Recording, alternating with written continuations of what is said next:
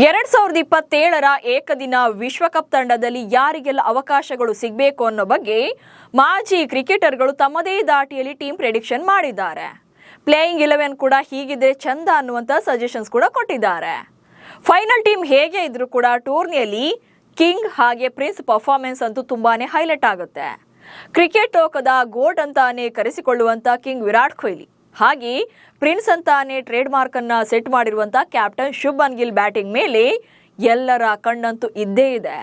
ಪ್ರಸ್ತುತ ಏಕದಿನ ಮಾದರಿಯಲ್ಲಿ ಇಬ್ಬರ ಫಾರ್ಮ್ ಕೂಡ ತುಂಬಾನೇ ಮುಖ್ಯವಾಗಿದೆ ಹಾಗೆ ಚೆನ್ನಾಗಿದೆ.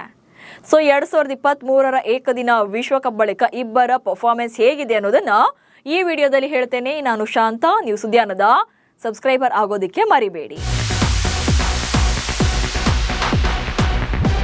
ವಿರಾಟ್ ಕೊಹ್ಲಿ ಮತ್ತು ಶುಭ್ಮನ್ ಗಿಲ್ ಭಾರತೀಯ ಕ್ರಿಕೆಟ್ನ ಎರಡು ವಿಭಿನ್ನ ತಲೆಮಾರುಗಳ ಅತ್ಯಂತ ಇಂಪ್ಯಾಕ್ಟ್ಫುಲ್ ಪ್ಲೇಯರ್ಗಳು.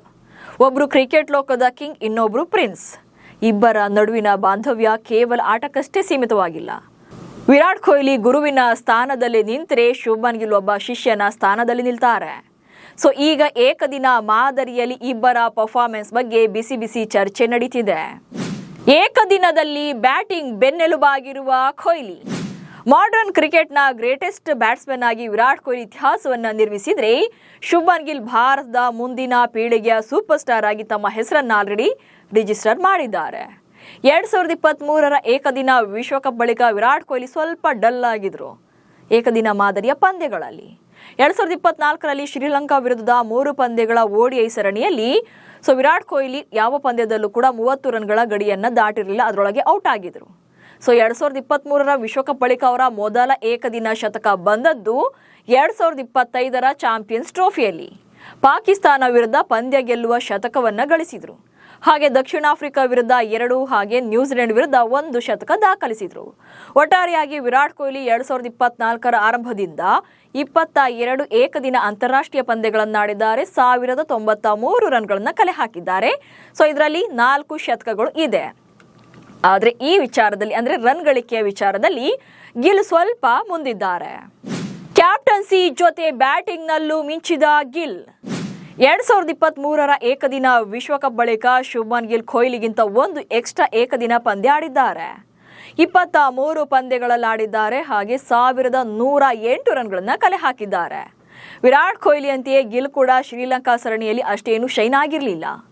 3 ಪಂದ್ಯಗಳ ಪೈಕಿ ಮೊದಲ ಮ್ಯಾಚಲ್ಲಿ 16, ಎರಡನೇ ಮ್ಯಾಚಲ್ಲಿ 35, ಮೂರನೇ ಮ್ಯಾಚಲ್ಲಿ 6 ರನ್ ಗಳಿಸಿ ಔಟ್ ಆಗಿದ್ರು. 2023ರ ಏಕದಿನ ವಿಶ್ವಕಪ್ ಬಳಿಕ ಅವರ ಮೊದಲ ಏಕದಿನ ಶತಕ 2025ರ ಫೆಬ್ರವರಿ 12ರಂದು ಇಂಗ್ಲೆಂಡ್ ವಿರುದ್ಧ ಮ್ಯಾಚಲ್ಲಿ ಬಂದಿತ್ತು.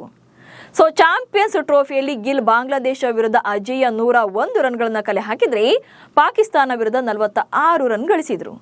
2024ರ ಆರಂಭದಿಂದಲೂ ಕೂಡ ಗಿಲ್ 3 ಶತಕಗಳು ಹಾಗೆ 7 ಅರ್ಧ ಶತಕಗಳನ್ನ ಗಳಿಸಿದ್ದಾರೆ. 1 ಕಡಿಮೆ ಶತಕವನ್ನ ಹೊಂದಿದ್ರು ಕೂಡ ಒಟ್ಟಾರೆ ರನ್ಗಳಲ್ಲಿ ಕೊಹ್ಲಿಗಿಂತ ಸ್ವಲ್ಪ ಮುಂದಿದ್ದಾರೆ.